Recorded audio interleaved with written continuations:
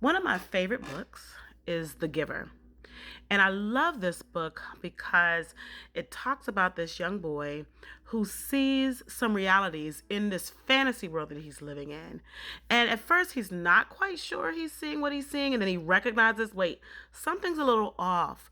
And as he begins to embrace the truth about his fantasy world more and more, the more isolated he becomes from the world he used to call home. Eventually, the truth is so glaring to him that he does something drastic. He rescues his little brother and he runs to escape this fantasy world that is really suppressing something very evil. And I feel like that story is very symbolic of America. America often has this illusion of a fantasy world. Now, I'm not speaking as someone who doesn't love my country. It's the only home I'll ever know. But it's often a fantasy world. And it's very easy to just kind of go along with our freedom, like everything is okay, even though you may see some things that are a little off and you might not want to speak about it. If you do speak about it and people get mad, you want to shrink back because you don't want to offend. But I really believe the beauty of Abraham Lincoln and all of his flaws is he began to try to see the flaws in the fantasy world. And what I have noticed is that America has a pattern, is that anyone who begins to speak out, somehow there's an effort to silence because people get angry when you point out the flaws in the fantasy world. America is a wonderful country. It's the most beautiful, wonderful country we could ever own. And as I tell my students, one of the things that makes America beautiful is this constant fight to not live in the illusion of our fantasy world. Our country is what it is, not because we've all become comfortable in our fantasy world. Our country is what it is because generation after generation, there are people who rise up and say, I see some flaws in this fantasy world, and let's do something to make it better. Let's do something to address these flaws. And of course, when people do that, people get upset, they get angry. How dare you say this? There's this dismissive way of people relating to you because they think that they can tell you that you're not seeing what you're seeing.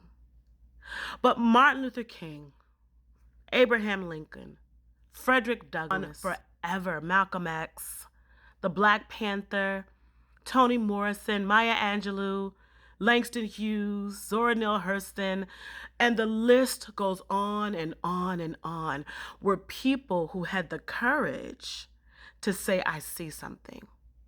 I see something that shows me work still needs to be done. I want to encourage you, in these times it's very critical. One of the reasons we're struggling in our political season is there's this really strong fight to hold on to a fantasy world. When I was young, I went to Christian schools and I dealt with a lot of racism there.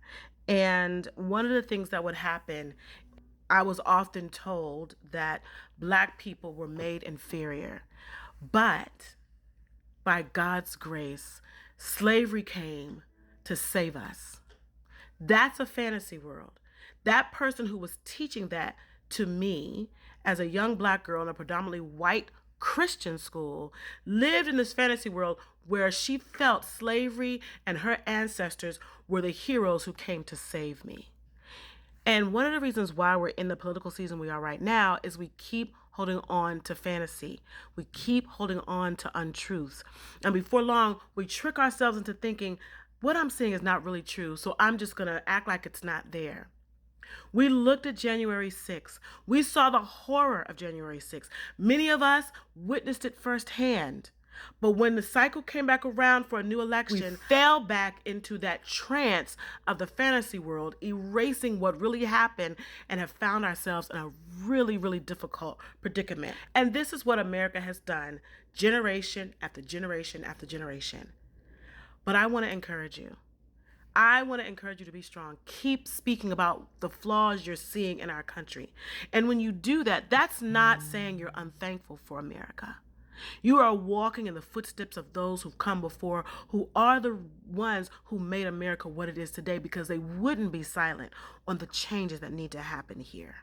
So no matter what people may say to you, no matter how angry they may get at you, you know what's truth. Continue to speak truth to power, because only the truth will set us all free.